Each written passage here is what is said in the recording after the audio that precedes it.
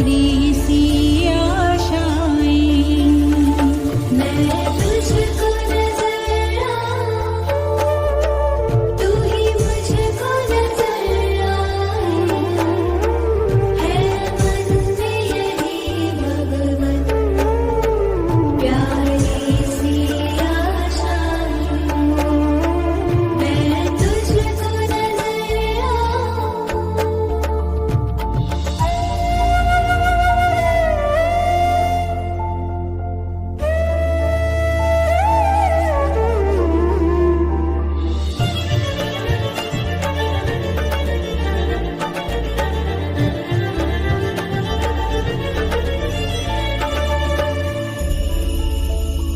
तेरी हर ऊंचाई का प्रभु दिल ने किया एहसास है,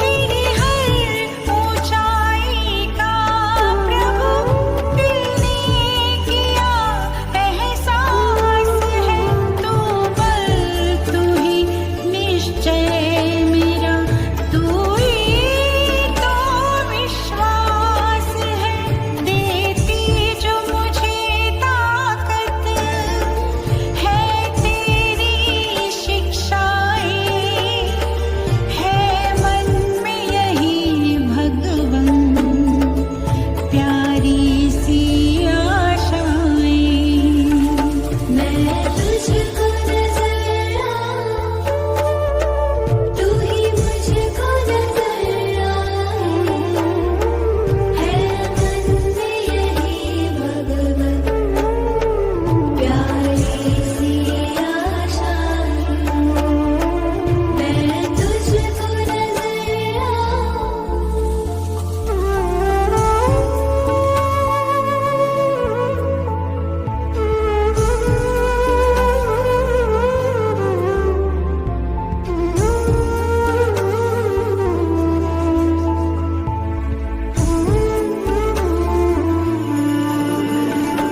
इतना गहरा स्नेह है, दिल तेरी महिमा लिखता है,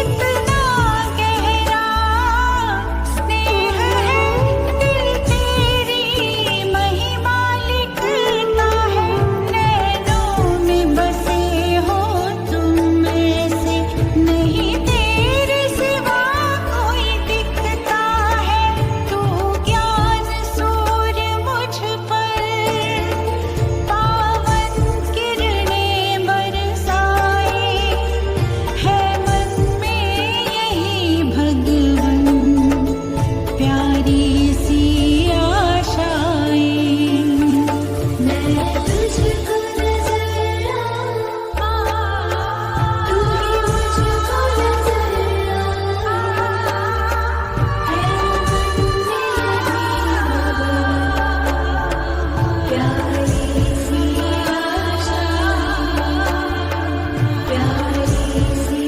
आशाएं, प्यारी सी आशाएं।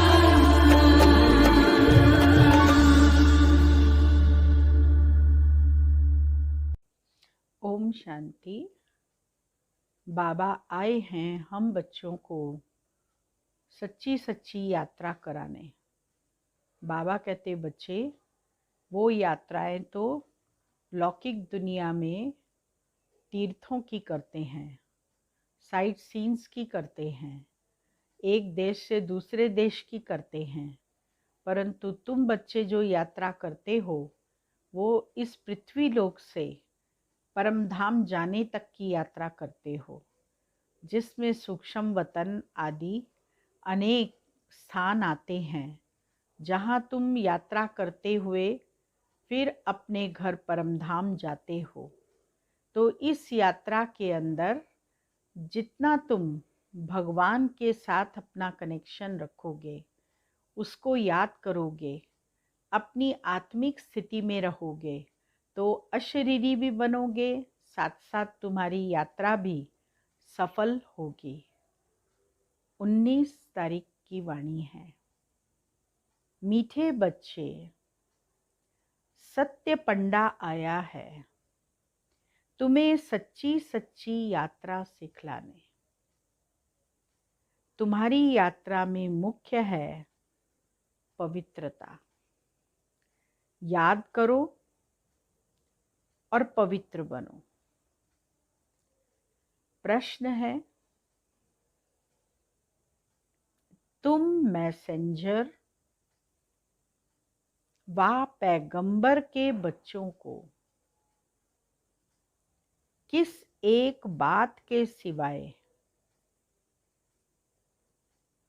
और किसी भी बात में आर्ग्यू नहीं करनी है? उत्तर है, तुम मैसेंजर के बच्चे सबको यही मैसेज दो कि अपने को आत्मा समझो और बाप को याद करो, तो इस योग अग्नि से तुम्हारे विकर्म विनाश होंगे। यही ओना रखो, बाकी और बातों में जाने से कोई फायदा नहीं। तुम्हें सिर्फ सभी को बाप का परिचय देना है, जिससे वह आस्तिक बने। जब रचता बाप को समझ लेंगे तो रचना को समझना सहज हो जाएगा।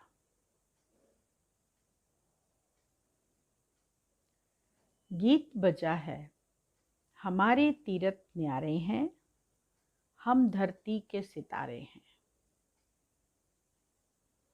ओम शांति। मीठे मीठे रूहानी बच्चे जानते हैं कि हम सत्य तीर्थवासी हैं। सच्चा पंडा और हम उनके बच्चे जो हैं वह भी सच्चे तीर्थ पर जा रहे हैं। यह है झूठ खंड अथवा पतित खंड। अभी सच खंड व पावन खंड में जा रहे हैं। मनुष्य यात्रा पर जाते हैं ना, कोई कोई खास यात्राएं लगती हैं जहां पर कोई कभी भी जा सकते हैं। यह भी यात्रा है। इसमें जाना तब होता है जब सत्य पंडा खुद आए। वह आता है कल्प कल्प के संगम पर। इसमें न ठंडी न गर्मी की बात है, न धक्के खाने की बात है। यह तो है ही याद की यात्रा। जितना याद करेंगे उतना हम यात्रा में आगे बढ़ते जाएंगे। उन यात्राओं में सन्यासी भी जाते हैं। सच्ची सच्ची यात्रा करने वाले जो होते हैं वह पवित्र रहते हैं। तुम्हारे में सभी यात्रा पर हैं। तुम ब्राह्मण हो। सच्चे सच्चे ब्रह्मा कुमार कुमारियां कौन हैं? सच्चे सच्चे ब्रह्मा कुमार कुमारी कौन हैं? जो कभी भी विकार में नहीं जाते हैं। पुरुषार्थी तो जरूर हैं। मनसा संकल्प भलाए। मुख्य है ही विकार की बात। कोई पूछे निर्विकारी ब्राह्मण कितने हैं आपके पास? बोलो यह पूछने की जरूरत नहीं है। इन बातों से आपका क्या पेट भरेगा? तुम यात्री बनो। इन सब बातों में जाने की आवश्यकता नहीं। केवल क्या पुरुषार्थ करना है उनको कि वो यात्री बने, वो भी परमात्मा को याद करें और यात्रा पर निरंतर के लिए निकल जाएं। यात्रा करने वाले कितने हैं, इस पूछने से कोई फायदा नहीं। ब्राह्मण तो कोई सच्चे भी हैं तो झूठे भी हैं।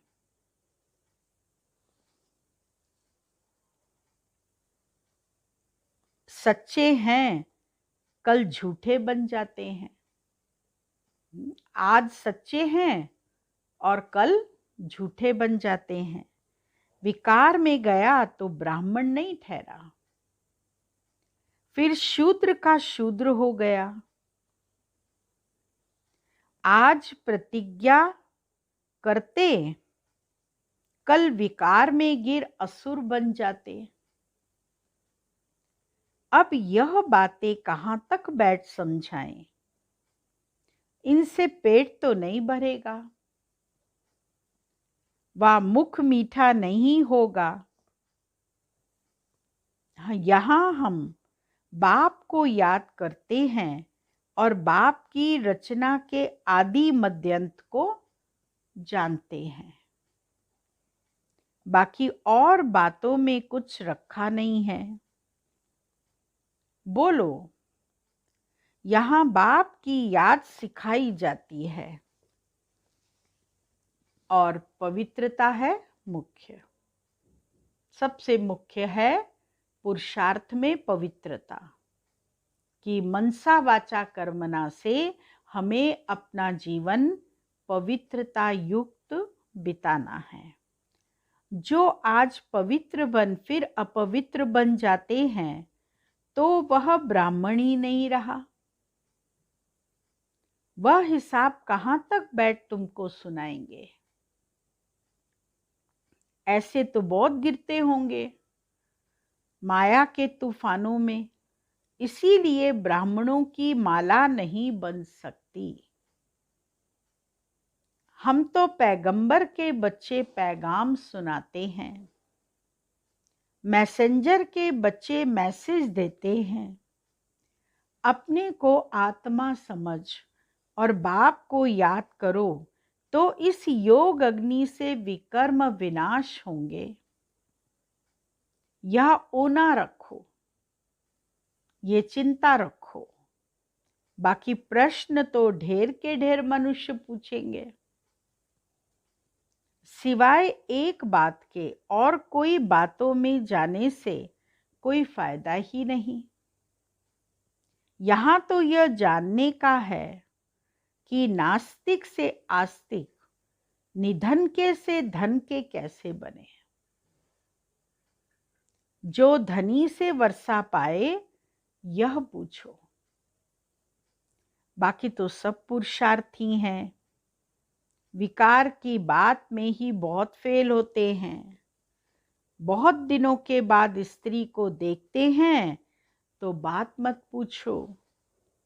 कोई को शराब की आदत होती है, तीर्थों पर जाएंगे तो शराब अथवा बीड़ी की जिनको आदत होगी वह उसके बिगर रह नहीं सकेंगे।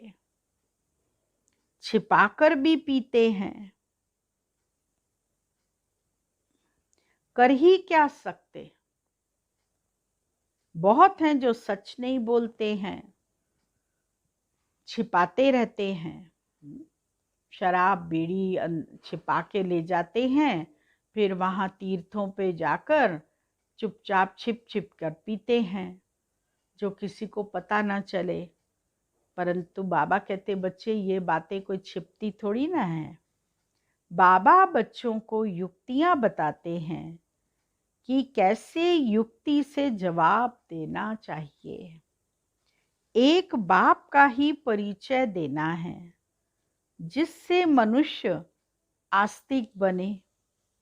पहले जब तक बाप को नहीं जाना है तब तक कोई प्रश्न पूछना ही फालतू है।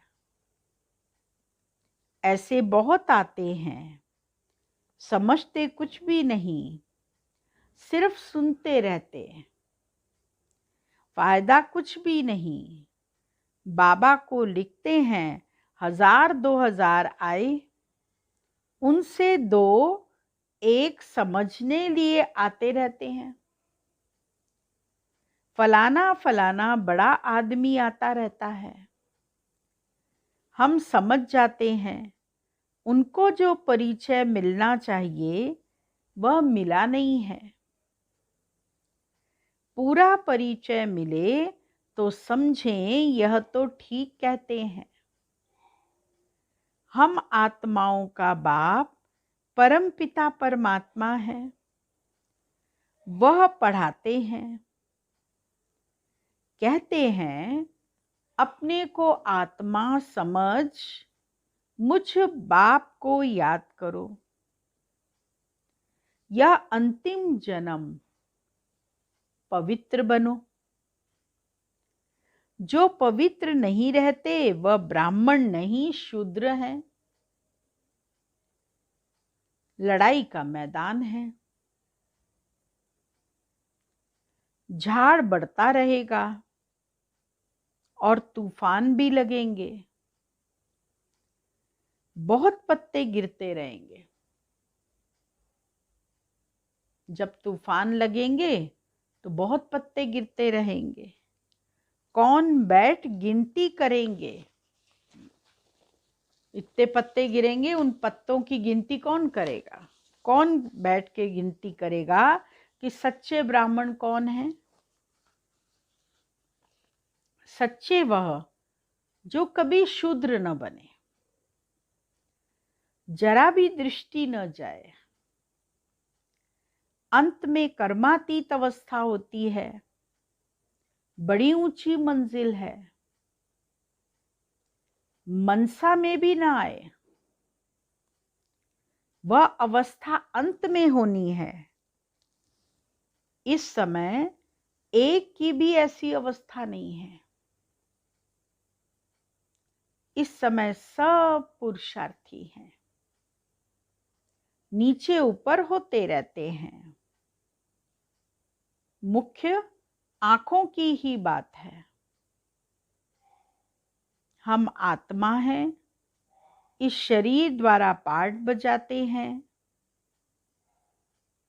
यह पक्का अभ्यास चाहिए। जब तक रावण राज्य है तब तक युद्ध चलता रहेगा। पिछाड़ी में कर्मातीत अवस्था होगी।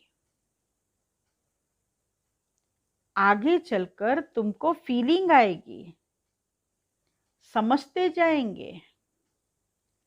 अभी तो झाड़ बहुत छोटा है,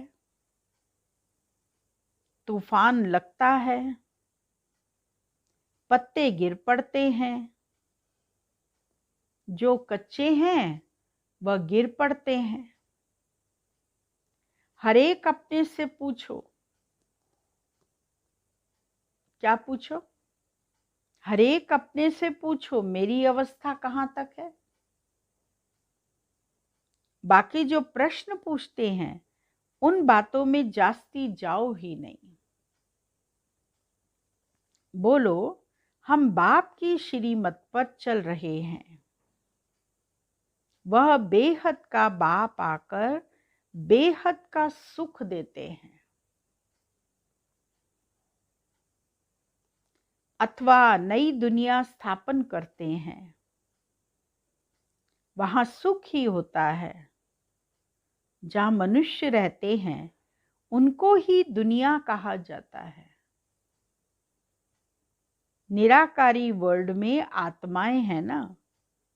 यह किसकी बुद्धि में नहीं है कि आत्मा कैसे बिंदी है। यह भी पहले कोई नए को नहीं समझाना है। पहले पहले तो समझाना है बेहद का बाप बेहद का वर्षा देते हैं। भारत पावन था, अभी पतित है, कलयुग के बाद फिर सतयुग आना है। दूसरा कोई भी समझा न सके सिवाय ब्रह्मा कुमारी के। यह है नई रचना, बाप पढ़ा रहे हैं। यह समझानी बुद्धि में रहनी चाहिए। कोई डिफिकल्ट बात नहीं है, परंतु माया भुला देती है, विकर्म करा देती है। आधा कल्प से विकर्म करने की आदत पड़ी हुई है। वह सब आसुरी आदतें मिटानी है। बाबा खुद कहते हैं, सब पुरुषार्थी हैं, कर्मातीत अवस्था को पाने में बहुत टाइम लगता है। ब्राह्मण कभी विकार में नहीं जाते, युद्ध के मैदान में चलते चलते हार खा लेते हैं। इन प्रश्नों से कोई फायदा नहीं। कोई कोई प्रश्न पूछते हैं तो बाबा कहते उनका उत्तर उनको ये दो कि इन प्रश्नों से कोई फायदा नहीं। पहले पहले क्या करना है? बाप को याद करो। हमको शिव बाबा ने कल्प पहले मुआफिक फरमान दिया है कि अपने को आत्मा समझ मुझे याद करो। यह वही लड़ाई है। बाप एक है, कृष्ण को बाप नहीं कहेंगे। कृष्ण का नाम डाल दिया है।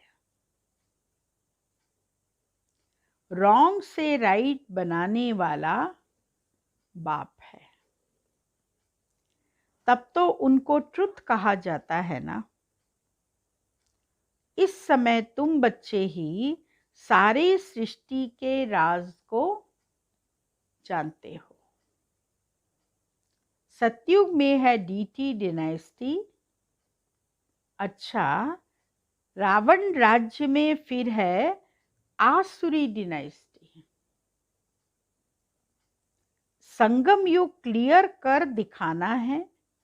यह है पुरुषोत्तम संगम युग।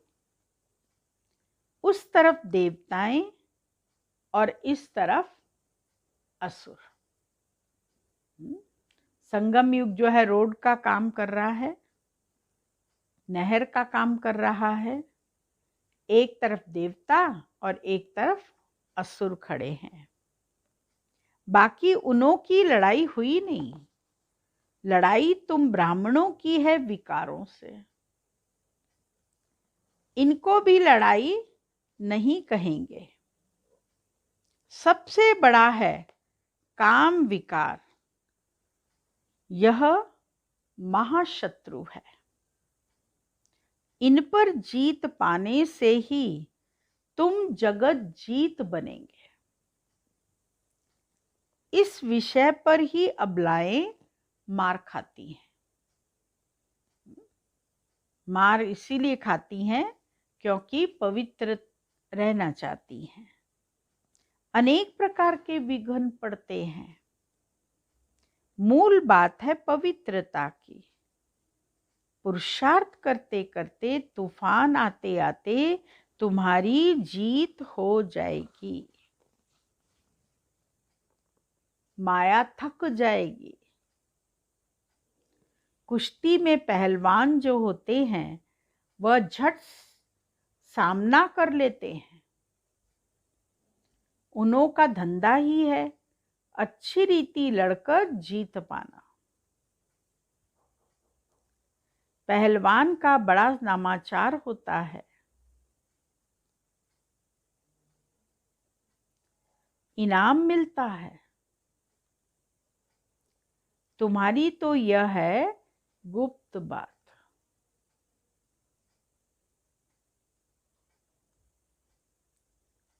तुम जानते हो हम आत्माएं पवित्र थी, अभी अपवित्र बनी है, फिर पवित्र बनना है। यही मैसेज सबको देना है। और कोई भी प्रश्न पूछे, तुमको इन बातों में जाना ही नहीं, तुम्हारा है ही रूहानी धंधा। हम आत्माओं में बाबा ने ज्ञान भरा था, बाद में प्रारब्ध पाई, ज्ञान खत्म हो गया, अब फिर बाबा ज्ञान भर रहे हैं। बाकी नशे में रहो, बोलो, बाप का मैसेज देते हैं कि बाप को याद करो तो कल्याण होगा। तुम्हारा धंधा ही ये रूहानी है। पहली पहली बात कि बाप को जानो। बाप ही ज्ञान का सागर है, वह कोई पुस्तक थोड़ी ही सुनते हैं। वो लोग जो डॉक्टर ऑफ फिलॉसफी आदि बनते हैं, वह किताब पढ़ते हैं। भगवान तो नॉलेजफुल है, उनको सृष्टि के आदि मध्यंत की नॉलेज है। वह कुछ पढ़ा है क्या? वह तो सब वेदों शास्त्रों आदि को जानते हैं। बाप कहते हैं मेरा पार्ट है तुमको नॉलेज समझाने का, ज्ञान समझाने का। ज्ञान और भक्ति का कॉन्ट्रास्ट और कोई बता ना सके। यह है ज्ञान की पढ़ाई। भक्ति को ज्ञान नहीं कहा जाता है।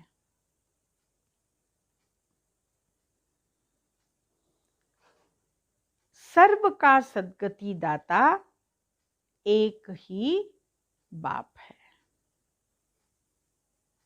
वर्ल्ड की हिस्ट्री जरूर रिपीट होगी। पुरानी दुनिया के बाद फिर नई दुनिया जरूर आनी है।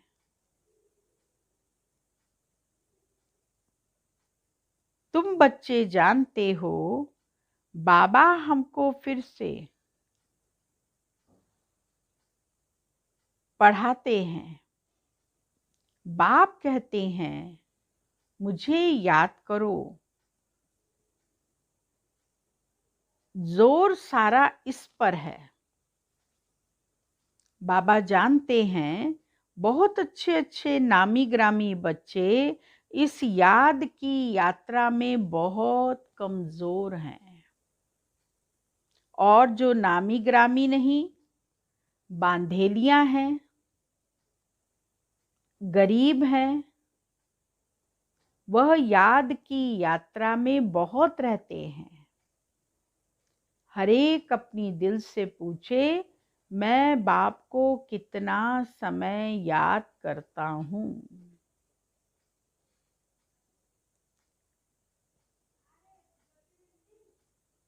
बाबा कहते हैं बच्चे जितना हो सके तुम मुझे याद करो। अंदर में बहुत हर्षित रहो, बहुत खुश रहो। बाबा को याद कर। भगवान पढ़ाते हैं तो कितनी खुशी होनी चाहिए। बाप कहते हैं तुम पवित्र आत्मा थे, फिर शरीर धारण कर पाठ बजाते बजाते पतित बने हो। अब फिर पवित्र बनना है, फिर वही दैवी पाठ बजाना है। तुम दैवी धर्म के हो ना। तुमने ही 84 का चक्कर लगाया है। सब सूर्यवंशी भी 84 जन्म थोड़े ही लेते हैं, पीछे आते रहते हैं ना, नहीं तो फट से सभी आ जाएं। सवेरे उठकर बुद्धि से कोई काम ले तो समझ सकते हैं। बच्चों को ही विचार सागर मंथन करना है। शिव बाबा तो नहीं करते हैं, वह तो कहते हैं ड्रामा अनुसार जो कुछ सुनाता हूं ऐसे ही समझो। कल्प पहले मुआफिक जो समझाया था वही समझाया। मंथन तुम करते हो, तुमको ही समझाना है, ज्ञान देना है। यह ब्रह्मा भी मंथन करते हैं। ब्रह्मा कुमारी को मंथन करना है, शिव बाबा को नहीं। मूल बात कोई से भी जास्ती टॉक नहीं करनी है, किसी से भी ज्यादा आर्ग्यू नहीं करना है, बहस नहीं करनी है, क्योंकि आर्ग्यू शास्त्रवादी आपस में बहुत करते हैं, अपने अपने शास्त्र को श्रेष्ठ मानते हैं, उस अनुसार क्वेश्चन निकाल के उसमें आर्ग्यू करते हैं। तुमको आर्ग्यू नहीं करना है, वाद विवाद नहीं करना है, तुमको सिर्फ पैगाम देना है। पहले सिर्फ मुख्य एक बात पर समझाओ और लिखाओ। पहले पहले यह शक रखो कि यह कौन पढ़ाते हैं, सो लिखो। पहले पहले ये उनके ऊपर रखो कि पढ़ाने वाला कौन है, सो उनसे लिखाओ। यह बात तुम पिछाड़ी में ले जाते हो, इसीलिए संशय पड़ता रहता है। निश्चय बुद्धि न होने के कारण समझते नहीं, सिर्फ कह देते बात ठीक है। पहले पहले मुख्य बात ही यह है, रचता बाप को समझो, फिर रचना का राज समझना। मुख्य बात गीता का भगवान कौन? तुम्हारी विजय भी इनमें होनी है। पहले पहले कौन सा धर्म स्थापन हुआ? पुरानी दुनिया को नई दुनिया कौन बनाते हैं? बाप ही आत्माओं को नया ज्ञान सुनाते हैं, जिससे नई दुनिया स्थापन होती है। तुमको बाप और रचना की पहचान मिलती है।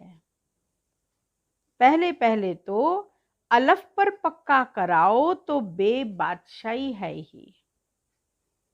अलफ माना अल्लाह, अल्लाह का परिचय दो, और बे माना बादशाही। बाबा से वर्षा कौन सा मिलता है उस पर समझाओ। बाप से ही वर्षा मिलता है। बाप को जाना और वर्षे का हकदार बना। बच्चा जन्म लेता है, माँ बाप को देखा और बस पक्का हो जाएगा। रोज रोज उनकी शक्लें देखता है, रोज रोज वो बच्चे से बातें करते हैं, तो समझ जाता है कि ये मेरे हितैषी हैं, मेरे मित्र संबंधी हैं, तो पक्का हो जाएगा। माँ बाप के सिवाय कोई के पास जाएगा भी नहीं, क्योंकि माँ से दूध मिलता है। यह भी ज्ञान का दूध मिलता है। अभी तुम बच्चों को ज्ञान का दूध मिलता है। माता पिता है ना, यह बड़ी महीन बातें हैं, जल्दी कोई समझ न सके। अच्छा, मीठे मीठे सिकिलदे बच्चों प्रति माता पिता बाप दादा का याद प्यार और गुड मॉर्निंग। रूहानी बाप की रूहानी बच्चों को नमस्ते और रूहानी बच्चों की रूहानी बाबा को याद प्यार गुड मॉर्निंग नमस्ते। मुख्य सार है पहला पॉइंट, सच्चा सच्चा पवित्र ब्राह्मण बनना है। कभी शूद्र बनने का मनसा में भी ख्याल न आए।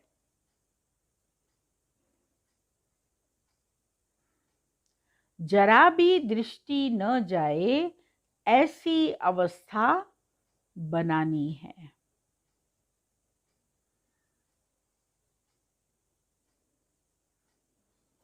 दूसरा पॉइंट है, बाप जो पढ़ा रहे हैं वह समझानी बुद्धि में रखनी है। जो विकर्म करने की आसुरी आदत पड़ी हुई है उन्हें मिटाना है। पुरुषार्थ करते करते संपूर्ण पवित्रता की ऊंची मंजिल को प्राप्त कराना है। वरदान है, प्रवृत्ति में रहते पर वृत्ति में रहने वाले निरंतर योगी भव। निरंतर योगी बनने का सहज साधन है प्रवृत्ति में रहते पर वृत्ति में रहना। पर वृत्ति अर्थात आत्मिक रूप। जो आत्मिक रूप में स्थित रहता है वह सदा न्यारा और बाप का प्यारा बन जाता है।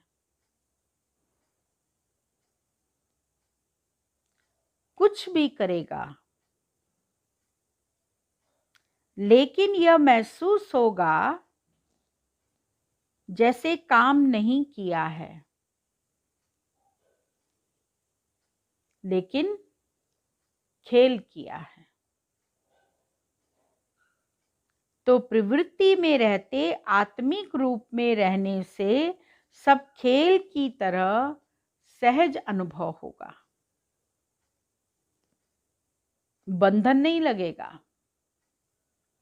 सिर्फ स्नेह और सहयोग के साथ शक्ति की एडिशन करो तो हाई जंप लगा लेंगे। हाई जंप लगाना है और हाई जंप लगेगा आत्मिक स्मृति से। प्रवृत्ति में रहते हुए हमें अपनी स्थिति कैसी बनानी है? पर वृत्ति द्वारा। वृत्ति को ठीक रखना, मनसा को ठीक रखना। जितना हम वृत्ति और मनसा पर अटेंशन देंगे उतना हमारी आत्मिक स्थिति बनती जाएगी। स्लोगन है, बुद्धि की महीनता अथवा आत्मा का हल्कापन ही ब्राह्मण जीवन की पर्सनैलिटी है। पर्सनैलिटी को देखना है कि हमारी इनर पर्सनैलिटी कितनी श्रेष्ठ है। उतना हम अपने आप को आत्मिक स्वरूप में स्थित करते जाएं।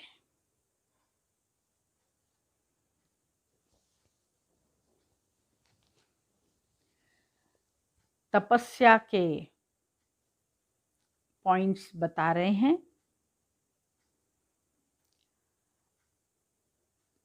तपस्या में पहले अपने सर्व रिश्ते अर्थात देह के जो लगाव हैं उनके कट करना है। जब लगाव कट होंगे तब देह के संबंध भी ऑटोमेटिक कट हो जाएंगे। फिर सेकंड में साकारी से फरिश्ता और फरिश्ता से बिंदु रूप में स्थित हो सकेंगे। सेकंड में अथॉरिटी होकर जाएंगे और आएंगे। अभी इसी एक्सरसाइज की आवश्यकता है। तो इसी रीति से तपस्या करो। केवल मैं आत्मा हूँ, शांत स्वरूप हूँ, यह कोई बड़ी बात नहीं है। लेकिन 1 सेकंड में जाओ और आओ, अशरीरी हो जाओ, यह अभ्यास करो। तब लगन अग्नि रूप हो सकती है। लगन में सब पास हैं। अभी लगन को अग्नि रूप बनाने के लिए यह एक्सरसाइज बहुत बहुत आवश्यक है। तपस्या की लगन तो हरेक ने लगाई, लेकिन लगन अग्नि रूप बन जाए जिससे यह पुरानी दुनिया स्वाहा हो। इसके लिए तेज पावरफुल ज्वाला चाहिए, जिससे सारी प्रवृत्ति आत्माओं के पाप कर्म परिवर्तन हो। अभी हरेक का ज्वाला रूप वतन तक पहुंचे, तब परिवर्तन होगा।